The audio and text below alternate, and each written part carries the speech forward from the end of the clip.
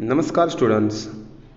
आजच्या या व्हिडिओमध्ये आपण OCचे चॅप्टर नंबर 1 to 3 चे शॉर्ट्स आन्सर कशा प्रकारे लिहायचे हे थरली बघणार आहोत. चॅप्टर नंबर 1चे काही क्वेश्चन बघणार आहोत, चॅप्टर नंबर 2चे सुद्धा क्वेश्चन बघणार आहोत आणि चॅप्टर नंबर 3चे सुद्धा काही क्वेश्चन बघणार आहोत. सो जास्त वेळ न घालवता आपण डायरेक्टली आपल्या कामासाठी सुरुवात करूया. मात्र ही व्हिडिओ तुम्ही पूर्ण नक्की बघा, कारण की त्याचा बेनिफिट हा तुम्हाला एक्झामला होणार आहे. त्यामुळे ही व्हिडिओ पूर्ण बघा, त्याचा फायदा हा तुम्हाला नक्कीच होईल. सगळ्यात पहिला क्वेश्चन आहे, explain any 5 principles of Henry Fayol management किंवा हेनरी फयोल्स प्रिन्सिपल्स ऑफ मॅनेजमेंट. मग त्या ठिकाणी किती पॉईंट्स दिलेले आहेत? 5 पॉईंट्स दिलेले आहेत. किती दिलेले आहेत? 5 पॉईंट्स. सो तुम्हाला 14 आउट ऑफ कोणतेही 5 लिहायचे आहेत. सो सगळ्यात पहिला बघा कशा प्रकारे फॉर्मॅट आहे. हा मी व्हिडिओ का बनवला आहे तर तुम्ही कशा प्रकारे आन्सर असलं पाहिजे. बघा पहिला पॉईंट इकडे दिलेला आहे, त्यानंतर principle of division of work, त्याच्या बाजूला इकडे ही जागा सोडलेली आहे आणि त्यानंतर त्याचं 2 ते 3 लाईनमध्ये एक्सप्लेनेशन दिलेलं आहे. पॉईंट नंबर 1 आणि त्याचं एक्सप्लेनेशन. पॉईंट नंबर 2 आहे principle of authority and responsibility आणि इकडे आहे त्याचं एक्सप्लेनेशन. प्रिन्सिपल ऑफ डिसिप्लिन आणि इकडे आहे त्याचं एक्सप्लेनेशन. 4 आहे principle of unity of direction, त्याचं एक्सप्लेनेशन. आणि 5 आहे प्रिन्सिपल ऑफ रेम्युनरेशन आणि त्याचं explanation. So division of work म्हणजेच divided into different parts, different kinds of technique, financial, commercial and security operation. याचा अर्थ पहिल्या पॉईंटमध्ये त्याला हवा असणाऱ्या सगळ्या गोष्टी या त्यांनी लिहिलेल्या आहेत. तुम्हाला पण तेच करायचं आहे. असं नाही सांगत की जसं झालं पाहिजे, पण त्या गोष्टी ज्या चेकिंगसाठी केल्या जातात, या चेकिंगसाठी तुम्हाला या सगळ्यात महत्त्वाच्या गोष्टी या 5 मार्कासाठी येत असतात. Authority and responsibility. बघा ऑथॉरिटी अँड रिस्पॉन्सिबिलिटीमध्ये प्रत्यक्ष त्यांनी दिलेलं आहे, authority is right to take decision आणि responsibility is always comes with the authority. म्हणजे ऑथॉरिटी आणि रिस्पॉन्सिबिलिटी हे दोघं एकमेकांशी निगडीत आहेत आणि त्यासोबत ते कशाप्रकारे एक्सप्लेन केलेलं आहे किंवा कशाप्रकारे वर्किंग केलेलं आहे त्यांनी त्याचं एक्सप्लेनेशन दिलेलं आहे. म्हणजेच या ठिकाणी ह्याला 1 मार्क मिळाला, याला 1 मार्क मिळाला. Principle of discipline. बघा इकडे काय झालं, discipline is most essential thing of the organisation. Employ must obey respect rules and regulation of the govern the organisation. म्हणजे याच्या पुढे एक्सप्लेनेशन तर बरंच लिहिलं आहे, पण ज्या महत्त्वाच्या गोष्टी आहेत या 3 lines, discipline is help to achieve the goal in the organisation, ह्या 3 लाईन्स आहेत ना, ह्या महत्त्वाच्या आल्या पाहिजेत. ॲज अ चेकर म्हणून ह्या बघितल्या जातात. पुन्हा इकडे 1 मार्क आला. त्यानंतर principle of unity of direction. मग या ठिकाणी स्पष्ट लाईन हवी ती, म्हणजे there should be 1 head and 1 plan. ही लाईन याच्यातली महत्त्वाची आहे. Each group of organisation should same objective, group should be directed toward 1 manager and using single plan. बघा त्यांनी त्या ज्या गोष्टी दिल्या आहेत, पुन्हा त्याला इकडे 1 मार्क दिला. आणि त्यानंतर शेवटचा पॉईंट आहे तो म्हणजे प्रिन्सिपल ऑफ रेम्युनरेशन. पण लक्षात येतं प्रिन्सिपल ऑफ रेम्युनरेशन, मग त्या ठिकाणी इकडे स्पष्ट दिलेलं आहे रेम्युनरेशन म्हणजे काय, सॅलरी अँड वेजेस. मग त्या ठिकाणी त्याचे सॅलरी अँड वेजेस हा पार्ट इकडे आला पाहिजे की रेम्युनरेशन हे कशा प्रकारे असलं पाहिजे. Staff employ to principal keep they satisfy financially as well as retain them long span of time with the organisation. Financially म्हणजे मनी रिलेटेड. सो या ठिकाणी बघा 1, 2, 3, 4 आणि 5 अशा प्रकारे 5 मार्काचा एक क्वेश्चन लिहिला जातो. तुम्ही पूर्ण कट टू कट लिहिला तर त्या ठिकाणी तुम्हाला काय मिळतात, 4.5 किंवा 5 मार्क हे मिळाले जातात. So principle of financial management हा या प्रकारे लिहायचा असतो. त्यानंतर दुसरा क्वेश्चन आहे, describe the techniques of scientific management. जवळपास वेगवेगळ्या खूप साऱ्या 6 डिफरंट टेक्निक्स आहेत. तुम्ही याच्यातल्या कोणत्याही 5 टेक्निक या 5 मार्काला लिहू शकतात. आणि ह्या बघा कशा प्रकारे लिहिल्या आहेत. बघा इकडे पहिला आहे work study before assigning the work. Available work for proper work study should be done by management. Work study consist the organise systematic and critical assessment of various activities or the functions. म्हणजे work study म्हणजे कामाचा study ह्या त्या ठिकाणी दिलेला आहे. Time स्टडीमध्ये त्याने it is the technique of observing and recording the time taken by employee to complete the given task. बघा एक्सप्लेनेशन करताना तुम्हाला पेपर कसा लिहायचा असतो, एक क्वेश्चन कसा लिहायचा असतो. तर चॅप्टर नंबर 1मध्ये हा दुसरा क्वेश्चन आहे. हा दुसरा क्वेश्चन त्यांनी कसा लिहिला आहे. बी आहे त्यांनी मोशन स्टडी. बघा there are always the various methods of completing the task, best quality, cost effectiveness, identifying best method doing particular job, important but challenging task for manager. म्हणजे हा त्यांनी इकडे दुसरा पॉईंट दिला आहे. तिसरा बघा काय दिलं आहे त्यांनी, इकडे आहे मोशन स्टडी. सो मोशन स्टडीमध्ये मुवमेंट ऑफ द एम्प्लॉई हा शब्द आलेला आहे, मशीन्स आलेला आहे. त्यानंतर फॅटिक स्टडी, याच्यामध्ये long working hours without satisfaction, target pressure, ह्या गोष्टी यांचा स्टडी करायचा आहे. हे बघा तुम्ही जर तुमचा प्रत्येकाला क्वेश्चन हाच असतो की सर पॉईंट येतात पण एक्सप्लेनेशन काय लिहायचं. बघा एक्सप्लेनेशन हे लिहायचं आहे. ह्याच्यासाठी तुम्हाला हे मी व्हिडिओ बनवला आहे की अशा प्रकारे एक्सप्लेनेशन लिहायचं असतं. बघा पॉईंट नंबर 2 मध्ये standardisation of tools and equipments.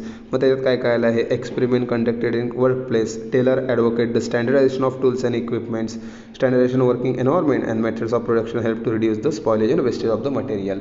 बघा एकदम सिम्पल आणि इझी लँग्वेज ही या ठिकाणी काय केलेली आहे त्यांनी वापरलेली आहे. अशाच प्रकारे पॉईंट नंबर 3 सुद्धा त्यांनी केलेला आहे. सायंटिफिक टास्क सेटिंग हा या ठिकाणी दिला आहे. Taylor emphasise the need of fixing a fair day's work. Scientific work setting the importance of prevent employ for doing much below their capacity. म्हणजेच काय तर ही मेथड ही कशासाठी यूज केली आहे, सायंटिफिक टास्क मेथड. फोर्थमध्ये बघा सिलेक्शन ऑफ सायंटिफिक ट्रेनिंग, म्हणजे selection आणि ट्रेनिंग या दोन्हीचं कन्सेप्ट त्या ठिकाणी आला पाहिजे. Management select right person right job by specific selection procedure. If need fix job specification as per requirement. Employer selected according to predetermined standard in a impartial base. म्हणजे त्या ठिकाणी interview methods आलेले आहेत. Question number 2 हा या प्रकारे आहे. Okay, त्यातला 5वा पॉईंट आहे functional organisation. Okay, so function wise पहिली आहे प्लॅनिंग लेवल, त्यानंतर आहे इम्प्लिमेंटेशन लेवल आणि शेवटला आहे डिफरन्शियल वेज प्लॅन. सो इकडे तुम्हाला 6 पॉईंट दिलेले आहेत. तुम्ही एक्झामला 6 किंवा 5 पॉईंट हे या ठिकाणी लिहू शकतात. सो अशा प्रकारे हे बघा, तुम्ही आता व्हिडिओ थांबवून त्याचं एक्सप्लेनेशनसुद्धा बघू शकतात. व्हिडिओ पॉज करून तुम्ही त्या प्रत्येक पॉईंटचं एक्सप्लेनेशन बघू शकतात. म्हणजेच काय तर क्वेश्चन आणि त्याचे आन्सर्स हे या प्रकारे लिहायचे असतात. सो शॉर्ट आन्सर्ससाठी हा एक सगळ्यात बेनिफिट हा तुम्हाला असणार आहे या युनिट टेस्ट असो किंवा कोणत्याही प्रकारच्या एक्झाम्स असो. तिसरा पॉईंट त्यांनी प्रिन्सिपल ऑफ सायंटिफिक मॅनेजमेंट दिलेला आहे. सायंटिफिक मॅनेजमेंट बघा, पहिल्या लाईनला सोल्युशन, तुम्ही हवं तर इकडे एक्स्ट्रा काय घेऊ शकतात, मिनिंग टाकू शकतात. काय टाकू शकतात, मिनिंग. राहील लक्षात, एक्स्ट्रासाठी काय टाकू शकतात, मिनिंग. सो हा एक पार्ट त्या ठिकाणी वर्किंग असणार आहे. सो या सगळ्या गोष्टी या त्या ठिकाणी वर्किंग होत असतात. त्यानंतर आहे science not rule of the thumb. सगळ्यात पहिला पॉईंट आहे science not rule of the thumb. म्हणजेच this method should be substitute with the methods of developing through scientific analysis of the work. Rule of thumb decision is based on impartial judgement of the manager. म्हणजेच काय आता हे त्या 3 line आहे. तुम्ही म्हणते sir एवढं मोठं लिहायचं का, तुम्हाला आवश्यकता नाही तेवढं मोठं लिहायची. तुम्ही आवश्यक असणाऱ्या ज्या गोष्टी आहेत ना त्या लिहिल्या तरी बस झालं. दुसरा पॉईंट आहे harmony not discord. Okay, harmony म्हणजेच मेंटेन पीस, त्याचा अर्थ असला पाहिजे बिटवीन कोणामध्ये, एम्प्लॉई आणि management. Coordination with help in minimising conflict between them. म्हणजे कोऑर्डिनेशन काय करतं, त्यांच्यामधलं कॉन्फ्लिक्ट्स हे चेंज करत असतं. बघा mental revolution. Taylor introduce the concept of mental revolution. Introduce mental revolution principle. Changes in the attitude of employee and management towards each other. Both should realise their equal importance in organisation. अशा प्रकारे हा एक point झाला. Cooperation is not individualism. Point number 4 हा या ठिकाणी आहे. पुन्हा इकडे 6 पॉईंट आहेत. तुम्हाला जसं बोललं आहे की 5 मार्काला 5 किंवा 4 मार्काला 4 हा त्या ठिकाणी लिहू शकतात. कोऑपरेशन नक्की काय असतं, त्यामध्ये बघा between the work force that is the employee and management.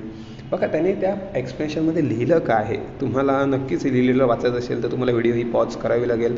Pause करून ते चेक करावं लागेल ते काय केलेलं आहे, तुम्हाला त्यातलं काय येते हे लक्षात घ्यायचं आहे. मी असं नाही सांगत की तुम्ही 100% तुमच्यासमोर दिसते तसं लिहा, पण ॲटलिस्ट ट्राय करा की चॅप्टर नंबर 1चे शॉर्ट आन्सर्स मी कसे लिहू शकतो. 6 आहे development of employer and employ greater efficiency and maximum prosperity. Okay, so हा एक पॉईंट आहे. आम्ही बी बुकमध्ये नसावं तुमच्या, पण 5 पॉईंट्स हे त्या ठिकाणी वर्किंग होत असतात. सो अशा प्रकारे चॅप्टर नंबर 1 हा या प्रकारे तुम्ही जनरेट करू शकतात किंवा त्या ठिकाणी तुम्ही वर्किंग हा करू शकतात. शॉर्ट आन्सर्समध्ये अजून एक चॅप्टर नंबर 2 हा आहे. कोणता चॅप्टर नंबर 2, त्याच्यामध्ये आपण बघणार आहोत. चॅप्टर नंबर 2मध्ये एक इझिएस्ट वे आहे, तो म्हणजे याला एक फ्लो आहे. सगळ्यांच्या क्वेश्चन्स वाईज तुम्हाला एक फ्लो वाईज ही आन्सर्स दिलेले आहेत. सो चॅप्टर नंबर 2ची तुम्ही स्टार्टिंगलाच बघू शकतात की प्लॅनिंग. पण लक्षात येतं मी इकडे क्वेश्चन काय येणार, explain any 5 points of planning. मग याचा अर्थ इम्पॉर्टन्स ऑफ प्लॅनिंग. बघा किती छान पद्धतीने आणि मिनिंग लिहिलं आहे. आपण चॅप्टर नंबर 2मध्ये या ठिकाणी वर्क करतो आहे. या ठिकाणी तिकडे काय लिहिलं आहे, इम्पॉर्टन्स. ओके, सो इम्पॉर्टन्स म्हणजे नक्की काय, प्लॅनिंग म्हणजे नक्की काय. Planning is the gives outline view to where to go, how to go, and reduce the risk uncertain future to help the forecasting. The importance of planning are as follows. Sir meaning हेच लिहायचं का, जरुरी नाही. Meaning तुम्हाला जे येते ते लिहायचं. तुम्हाला जर मिनिंग येते आहे planning is primary function, planning importance for future, तुम्ही तेही लिहू शकतात. पण तुम्ही क्वेश्चन वाईज ज्या प्रकारे आहेत त्या प्रकारे तुम्ही लिहू शकतात. पण इकडे जेव्हा ऑप्शन्स येतात, पण लक्षात येतं आहे इम्पॉर्टन्स येतात, तेव्हा तुम्हाला ते तसे पॉईंट हे बघा कसे हायलाईट केलेले आहेत त्यांनी.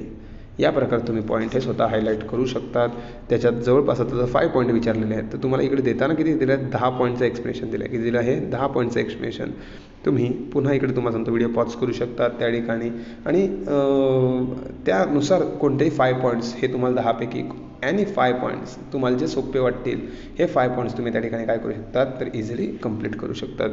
पहिला पॉईंट प्लॅनिंगचा आहे help to set the clear objective. Okay, म्हणजे त्यात काय काय येणार सेटिंग ऑब्जेक्टिव्ह टार्गेट्स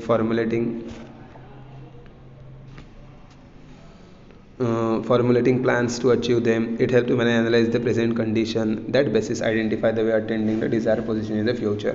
बघा ग्रॅमॅटिकल लँग्वेज ही कशा प्रकारे त्याने वर्किंग केलेली आहे. पॉईंट नंबर 2 तुम्ही लर्न करू शकतात पाथ ऑफ द ॲक्शन. मग पाथ ऑफ द ॲक्शनमध्ये that goals are objective clearly stated, म्हणजेच इकडे सगळ्यात पहिला पॉईंट दिला आहे they act guide and the provide direction to doing the right time right with the right way. So या point number 2 मध्ये हे या प्रकारे केलं आहे. Number 3 planning improve the performance. प्लॅनिंगमुळे काय इम्प्रूव्ह होते आहे परफॉर्मन्स इम्प्रूव्ह होते आहे. मग इथे दिलेलं आहे त्याने बघा planning future performance of establishing objective and selecting the course of action beneficial for the organisation. Planning leads to working the employees. चौथा दिला आहे minimise the risk future forecasting. It is the process of looking in to future and anticipation future changes by deciding in advance task perform. हा एक part त्या ठिकाणी झाला. त्यानंतर planning leads to optimum use of resources. तुम्हाला मी सांगितलं की 5 पॉईंटमध्ये हा ऑप्टिमम यूज ऑफ रिसोर्सेस आहे. Help to in decision making. There are various alternative fronts of management achieving goals and planning to help select the best alternative considering all positive and negative outcome for the alternatives. So अशा प्रकारे हे 10 points आहेत. या 10 पॉईंट्सपैकी तुम्ही कोणतेही 5 points कोणतेही तुम्हाला जे सोपे वाटतात ना हे कोणतेही 5 पॉईंट्स तुम्ही प्लॅनिंगच्या ठिकाणी लिहू शकतात. प्लॅनिंग नंतर दुसरं आहे ऑर्गनायझिंग. दुसरं काय आहे ऑर्गनायझिंग. सो ऑर्गनायझिंगमध्ये सुद्धा त्यांनी 10 पॉईंट दिलेले आहेत. तुम्ही पुन्हा एकदा सांगतो तुम्ही कोणतेही 5 पॉईंट त्या ठिकाणी लिहू शकता जे सोपे वाटतील ते. Facilitate administration as well as operation. Bring specialisation. Define job properly. Clarify authority and responsibility. Established coordination. Help for the effective administration. Help for growth and diversification. Create sense of security. Scope for innovation and help in optimum use of resources. Okay, so 10 point आहेत. कोणतेही 6 point हे या 2 point काय करू शकतात learn करू शकतात. राहील लक्षात. सो हा एक पार्ट ही एक आहे ऑर्गनायझिंगची या ठिकाणी आन्सर्स. बघा इकडे मी होल्ड करतो आहे. सो तुम्ही सुद्धा या ठिकाणी काय करू शकतात व्हिडिओ पॉज करून त्याचा एक्सप्लेनेशन बघू शकतात. क्लिअरली तुम्हाला त्या ठिकाणी दिसेल. हे बघा त्यानंतर 5 to 9 चॅप्टर्स 5 to 9 ऑप्शन्स आहेत पॉईंट्स आहेत त्याचंसुद्धा एक्सप्लेनेशन तुम्हाला इझिली दिसू शकते. सो अशा प्रकारे हा होता ऑर्गनायझिंग. त्यानंतर आहे स्टाफिंगमध्ये बघा effective managerial function point number 1 leads to effective utilisation of human resources. त्यानंतर आहे बिल्ड्स कॉर्डिनल रिलेशनशिप. सो त्यानंतर help in human resource development. Help in effective use of technology and other resources. बघा त्याचेसुद्धा 10 point आहेत. 10 पैकी कोणतेही 6 point तुम्ही त्या ठिकाणी घेऊ शकतात. Improve efficiency long term effect essential contribution provide job satisfaction maintain harmony. Directing बघा डायरेक्टिंगचा इम्पॉर्टन्स त्यांनी दिला आहे. Directing process of technique of guiding inspiring consulting overcasting and leading people towards the accomplishment of organisation goals. तुम्ही आता सांगतील sir हे आमच्या पुस्तकातून तुम्ही काय व्हिडिओ बनवले आहे. मी व्हिडिओ का बनवला आहे तर पुस्तकात तुमचं आन्सर कसं लिहायचं दिलं नाही आहे. तुम्हाला त्या ठिकाणी फॉर्मॅटिंग दिलेली आहे. इकडे मी फॉर्मॅटिंग दाखवत आहे क्वेश्चन मग इकडे दिलेलं सोल्युशन बघा. त्यानंतर कशाप्रकारे एकाखाली एक पॉईंट्स लिहिलेले आहेत. Initiative action integrated efforts means of motivation provide stability coping of with changes effectivity of resources create team spirit explore the capability of individual increase efficiency level cooperation. या सगळ्या गोष्टी आहे बघा ह्या सगळेच्या सगळे पॉईंट्स हे या ठिकाणी खूप जास्त महत्त्वाचे आहेत आणि त्याचं एक इझी एक्सप्लेनेशन हे या ठिकाणी फॉर्मॅटिंग आणि म्हणून तुम्हाला मी हे देतो आहे. सो त्यानंतर कोऑर्डिनेटिंग आहे बघा. कोऑर्डिनेटिंगचं कसं त्यांनी छोटंसं एक एक्झाम्पल घेतलेलं आहे. इंट्रोडक्शन दिलेलं आहे. Need of the coordination arise the fact of different elements and efforts of an organization are harmonized and unified to achieve common objective. बघा point number 1 encourage team spirit. म्हणजे टीम स्पिरिट कशा प्रकारे generate केलं आहे त्याचं explanation दिलं आहे इकडे. गिव्स प्रॉपर डायरेक्शन कशा प्रकारे दिलं जातं त्याचं एक्सप्लेनेशन आहे. फॅसिलिटेट मोटिवेशन म्हणजेच मोटिवेट करणं एम्प्लॉईजला. त्यानंतर ऑप्टिमम यूज ऑफ रिसोर्सेस हा एक पार्ट आहे. अचीव ऑर्गनायझेशनल ऑब्जेक्टिव्ह कशा प्रकारे अचीव करायचे. इम्प्रूव्ह रिलेशन एम्प्लॉई आणि मॅनेजमेंटमधलं रिलेशन कशा प्रकारे इम्प्रूव्ह करायचं. लीड्स टू हायर एफिशियन्सीला आपण रिझल्ट्स बोलतो. काय म्हणतो results. Improve goodwill public image ज्याला गुडविल आपण बोलतो ती इम्प्रूव्ह करायची. युनिटी ऑफ डायरेक्शन, एक परफेक्ट डायरेक्शन मिळतं त्याच्याने. युनिटी म्हणजेच काय, एकता. स्पेशलायझेशन म्हणजेच काय, तर तुम्ही जे कामं करतायत त्याच्यात तुम्हाला काय मिळतं, स्पेशलायझेशन मिळतं. सो अशा प्रकारे हे कोऑर्डिनेटिंग आणि शेवटचं कंट्रोलिंगचं होतं. बघा कंट्रोलिंगचं सुद्धा त्यांनी काय केलेलं आहे, स्मॉल छानपैकी एक इंट्रोडक्शन दिलेलं आहे. Controlling is the importance in maintaining standards and achieve desired goals and effective and efficiently. It functions checking the performance of employee at every stage of the work in the process. Fulfilling goals and organization, controlling the functions of measuring and performance every stage and finding the observation, if any, taking corrective action according to plan activity of the organization. Fulfilling goals of the organisation. एक चांगली idea या ठिकाणी तुम्हाला मी देऊ शकतो की तुम्ही जे 10 पॉईंट्स आहेत ते जर पाठ करत असाल त्याची पहिली अक्षर लक्षात ठेवू शकता. जसं FMAMEF, बघा प्रत्येकाचे एक एक अक्षर आहेत. तुम्ही नक्कीच त्या ठिकाणी ते लक्षात ठेवू शकता किंवा त्याच्यावर शब्द तयार करू शकतात. Accuracy, making efficient use of resources, हा 6च्या 6 पॉईंटला आहे. त्यानंतर ॲक्युरसी ऑफ स्टँडर्ड्स कसे ॲक्युरेट करायचे. मोटिवेट्स एम्प्लॉईला कशा प्रकारे मोटिवेट्स करायचं. Ensure the order and discipline, okay, कशा प्रकारे डिसिप्लिन्स ऑर्डर्स या करायच्या. Facilitate or coordination, help to each other, कशा प्रकारे वर्किंग करायची.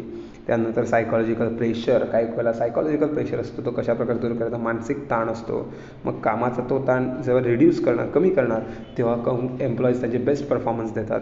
बघा इकडे दिलेलं आहे, this psychological pressure work the motivational factor for employee, give the best performance. त्यानंतर ensure the organisation effectiveness and efficiency, यामध्ये आपण रिझल्ट्स बोलतो. काय म्हणतो, रिझल्ट्स, ओके. त्यानंतर बिल्ड कॉर्पोरेट इमेज, मग अशी गुडविल हा शब्द बघितला, काय बघितला, गुडविल. सो हा एक त्या ठिकाणी येणार.